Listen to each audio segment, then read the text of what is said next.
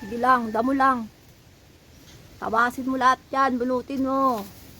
Dahil wala kang bubunutin sa bataan. Yan, ini-enjoy niya yung ano niya. Pagdadamo. Siyempre, tama na rin ako. Birthday ko ngayon pero magdadamo ako. Wala magawa eh. Kami lang dito. Yan.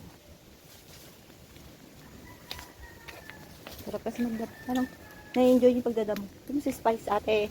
Ate, ito mo si Spice. Hello Spice. Hello Spice. Oo, sa mga damo rin.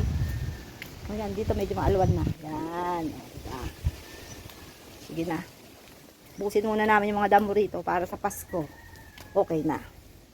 Pinakailaman na namin yung mga ibang talimon. Ganyan na lang ginawa namin para naman ano, hindi may dating, di ba? Di ba maganda na siya tignan.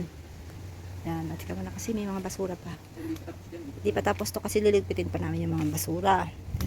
Halagyan namin mga konting bato-bato yung mga halaman. Ikutan namin ng bato para naman maganda tignan. Ayan.